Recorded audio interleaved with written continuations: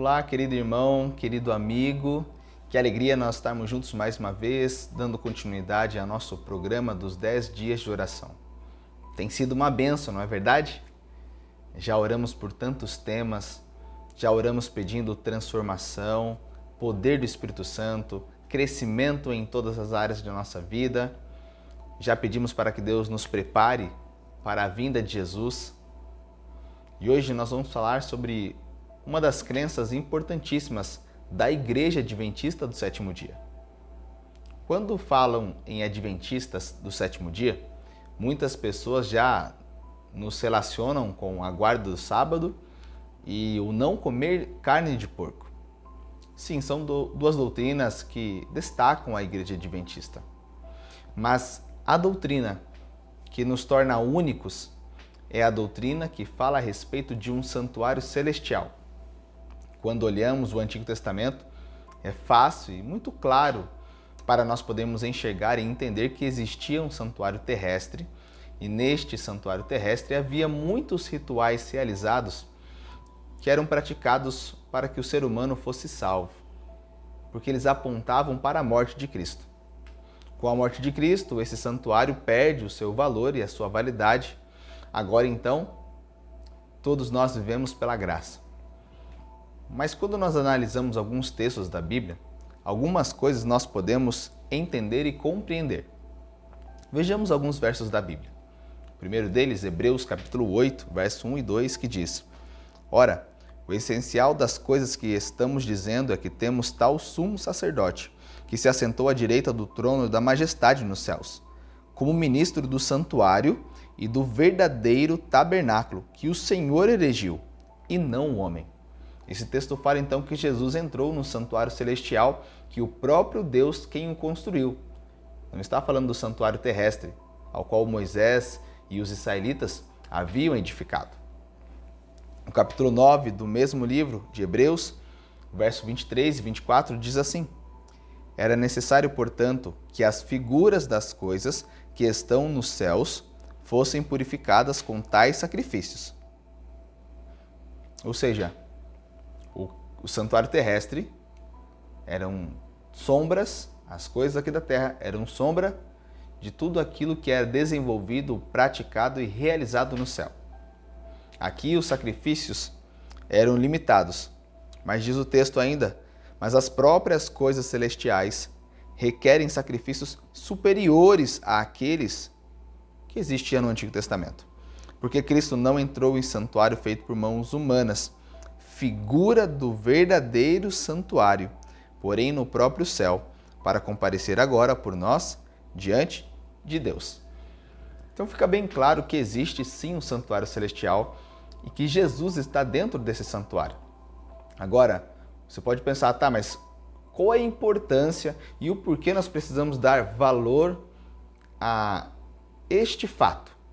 A existência de um santuário celestial e a presença de Jesus dentro dele. No Antigo Testamento, o santuário servia para que o sacerdote intercedesse pelo pecador que ficava lá fora, apresentando o sangue de animais sacrificados, apresentando-os a Deus em oração, para que Deus pudesse perdoá-los. Agora o verdadeiro sacrifício foi realizado. Jesus Cristo, o justo, morre por nós, o Cordeiro de Deus que tira o pecado do mundo. Só que agora, algo importante nós precisamos analisar. Sabe o que é? Que Jesus ainda está trabalhando em seu favor. No capítulo 1 de Apocalipse, Jesus entra no lugar chamado de Lugar Santo. E lá ele começa então o processo de intercessão. Toda vez que nós pecamos e com fé confessamos os pecados a Deus e pedimos o perdão, Jesus então apresenta o seu próprio sangue diante do Pai, para que nós sejamos perdoados aqui na terra. Por isso a função de Jesus hoje ela é extremamente importante para nós. Precisamos entender que Jesus ele exerce uma função extremamente importante para que sejamos salvos aqui e agora para o futuro eterno. Toda a nossa fé ela está relacionada com o santuário celestial. Tudo que nós temos de crenças tem alguma relação com o santuário celestial. Porque o plano da salvação ele foi, de forma bem educativa, apresentado aqui na Terra pelo santuário terrestre. Esse santuário terrestre, ele é um exemplo, ele é um modelo, é uma forma de Deus ensinar o plano da salvação, e ele é um reflexo, uma sombra do santuário celestial. Significa então que o santuário celestial, ele executa por completo o plano da salvação. A nossa fé, ela é toda embasada no plano da salvação. Por isso, não tem como nós separarmos o santuário celestial da fé cristã. Vejamos o fato de Guilherme Miller, por exemplo. Aquele homem que estudara a Bíblia e chegara à conclusão que Jesus voltaria em 1844. Qual foi o problema de Miller?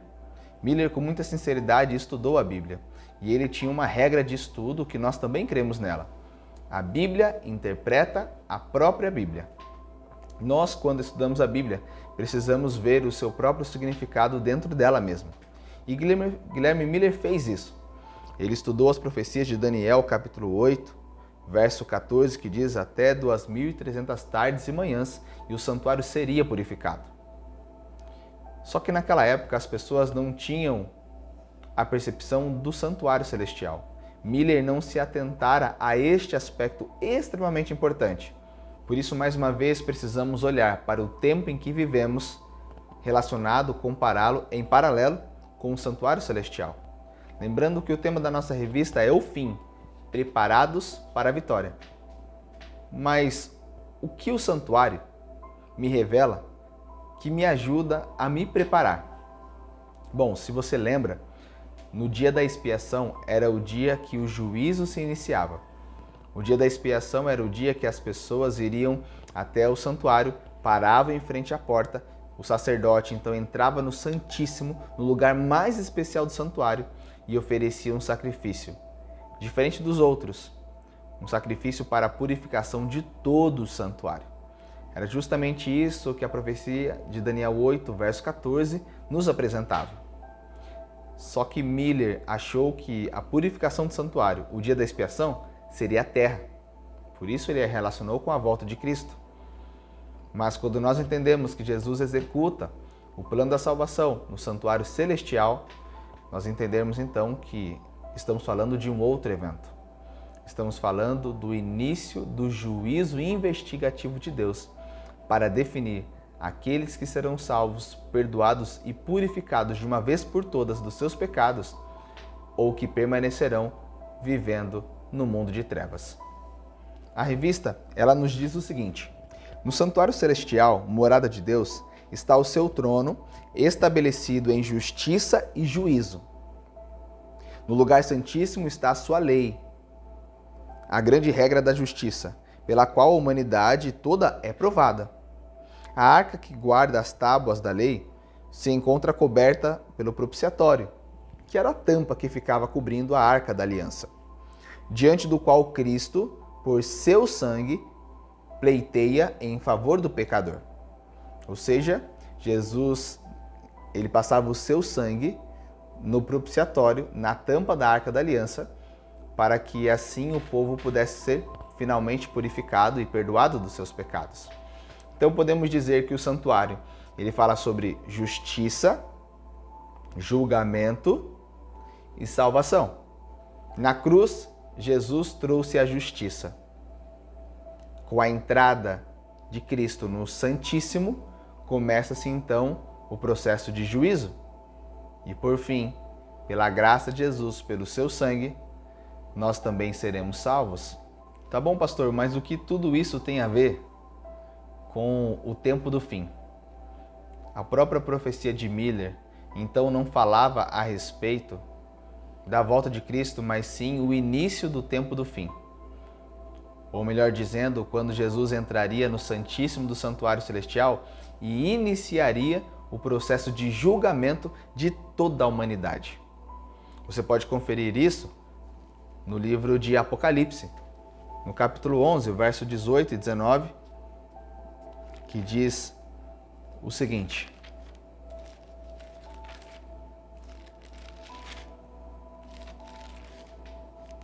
na verdade, as nações se enfureceram.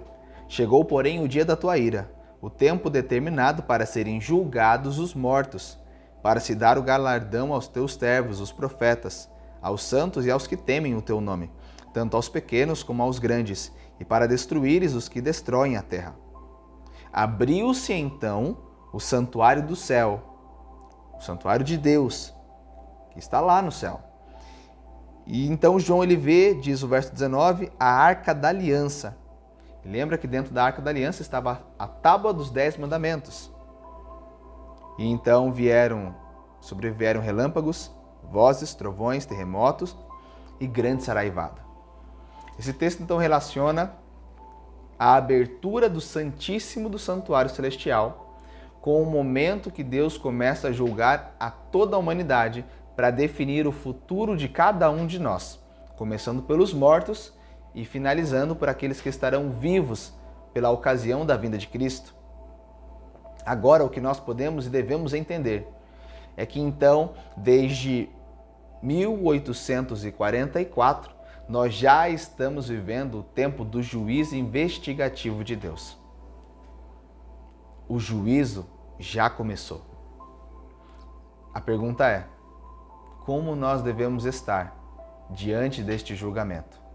Para isso precisamos então ir para o santuário do Antigo Testamento e ver a maneira que o povo deveria se portar naquele dia tão importante, o dia da expiação.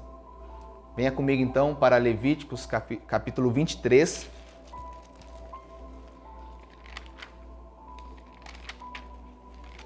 Nós vamos ler aqui o verso 27. Você tem ali o dia da expiação do verso 26 ao verso 32, mas eu quero me ater ao verso 27 dessa história. Mas ao 10 desse mês sétimo será o dia da expiação. Então era o dia que o santuário seria purificado e todo mundo seria julgado para definir se Deus de fato perdoaria todo o pecado que juntou durante o ano todo ou se Deus não iria conceder o perdão. Por isso era um dia importante. E olha como o povo deveria estar. Olha a sequência do verso. Tereis santa convocação e afligireis a vossa alma. Trareis oferta queimada ao Senhor. O verso 32 também ele diz na primeira parte que vai ser como se fosse um sábado de descanso solene. Ou seja, era um dia que ninguém iria trabalhar, todo mundo deveria ficar ali clamando em oração, com o coração contrito e se afligindo diante de Deus. Afligireis a vossa alma, de uma tarde até a outra, do início do dia da expiação até o final dele. Deveria ser 24 horas de consagração. Você já entendeu o porquê o santuário, entender o significado do santuário celestial é importante para que estejamos preparados para o tempo do fim? Nós temos que olhar para esta história e ver como o nosso coração precisa estar. Nós já estamos vivendo o tempo do juízo, amado. Por isso nós precisamos consagrar o nosso coração a Deus, afligir a nossa alma, nos entregar por completo, quebrar o nosso coração a cada instante diante de Deus. Não podemos viver a nossa vida como se nada estivesse acontecendo. Eu tenho que entender que Jesus está no santuário celestial, especificamente desde 1844, no Santíssimo, executando o juízo. Mas louvado seja Deus, porque aquele que me julga é aquele que também me defende. Eu só perco a causa se eu quiser, porque a Bíblia diz que se por algum motivo alguém pecar, nós temos um advogado junto ao Pai, Jesus Cristo, o justo. Então Jesus, além de ser o juiz do julgamento, ele também é o advogado de defesa. É praticamente marmelada, né? Como é que eu vou perder esta causa? Somente se eu quiser.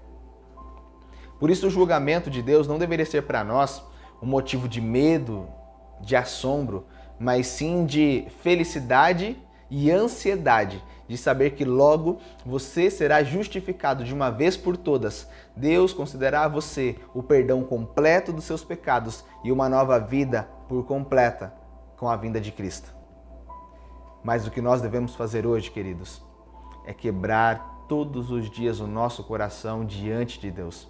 Não podemos nos manter presos ao pecado. Não podemos nos ater na roda dos escarnecedores, por exemplo. Nós precisamos buscar uma vida de consagração, uma vida de entrega, porque Jesus está chegando e o juízo já começou. E o conselho que a palavra de Deus dá para o tempo do juízo é: afligem a sua alma de uma tarde a outra, em todo o tempo, 24 horas. Enquanto o juízo durar, eu preciso me consagrar, eu preciso me entregar, eu preciso me santificar.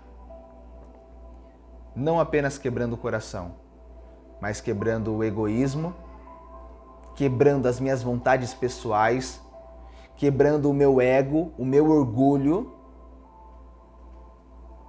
Quantos cristãos se dizem cristãos, mas são pessoas orgulhosas, que não abrem o seu coração para Jesus transformá-los. Pessoas que só querem fazer a sua vontade, pessoas que só querem viver os seus sonhos, mas que não querem viver os sonhos que Deus tem sonhado para eles. Por isso o convite de Deus para nós hoje é: amados, deixemos que Deus nos quebre e faça de nós vasos novos. A Bíblia ela faz uma ilustração que o cristão é como um vaso, que o oleiro, que é o fabricante dos vasos de barro, ele deve nos pegar, deve nos quebrar, fazer barro de novo com aquela cerâmica quebrada e reconstruir o vaso, agora perfeito, novo, belo. Precisamos nos quebrar, queridos. Nós precisamos renegar o nosso próprio eu, para que Cristo possa transformar nossa vida e nos dar uma nova perspectiva de mundo, de esperança e de propósito de vida. Porque o propósito do cristão não é apenas ter um bom emprego, não é apenas conseguir formar uma família. O propósito do cristão é viver os planos de Deus. Ele é nosso Criador e aquele que nos cria tem soberania e autoridade sobre a gente. Todos nós precisamos viver cada segundo tendo o santuário celestial em nossa mente. Porque se assim eu viver, eu vou entender a importância do tempo em que vivo e a necessidade de uma consagração diária, mas também sentirei uma gratidão no coração, porque existe alguém que trabalha em meu favor. Amado, existe alguém que trabalha em seu favor. Existe alguém que trabalha em sua vida. Existe alguém que quer te conceder bênçãos infinitas. Existe alguém que não te deixará sozinho, sozinha. Alguém que luta por você, que intercede por você e que quer te salvar. O que eu preciso fazer é apenas abrir o meu coração, me entregar a Jesus, me arrepender dos meus pecados e viver uma nova vida com Ele, tendo a Bíblia como o seu norte e guia, nos consagrando, nos quebrando e afligindo o nosso coração diariamente, para que Deus realize o sonho dele em nossa vida. Se o seu desejo nesta noite, neste momento especial, é colocar a sua vida nas mãos de Deus e se preparar para este julgamento, eu convido você a orar comigo agora. Senhor Jesus, Pai amado, a Ti entregamos nosso coração. O santuário divino, ele existe e Jesus hoje está dentro dele realizando um trabalho extremamente importante, intercedendo por nós. Jesus, por favor, entre em nosso coração e faça morada dentro de nós. Nos ajude, Jesus, por favor, a nos consagrarmos, a nos quebrarmos, a sermos feitos novamente, novos vasos, novas criaturas, novos filhos de Deus. Papai querido, por favor, que tenhamos a humildade suficiente para nos quebrar e deixar que o Senhor faça morada dentro de nós. Falta pouco para Jesus voltar, mas precisamos estar preparados, porque Ele voltará nós estando preparados ou não. Mas nós podemos olhar para os sinais, aprender com eles e nos prepararmos para este grande momento. Que a Tua graça nos alcance, Senhor. Que o Teu perdão seja derramado sobre cada um de nós e que saiamos deste momento especial com a certeza do perdão dos nossos pecados e com a convicção de que em breve Jesus voltará. Este é o nosso desejo, este é o nosso pedido. E nós oramos entregando tudo em Tuas mãos, em nome de Jesus, aquele que nos salvou, que nos julga e que um dia voltará para nos levar para casa. Amém. Que Deus te abençoe, amado. Persevere no caminho do Senhor. Deus tem grandes planos para você. Você não está sozinho. Tem alguém que batalha as suas guerras. E Ele já venceu, para que você também vença.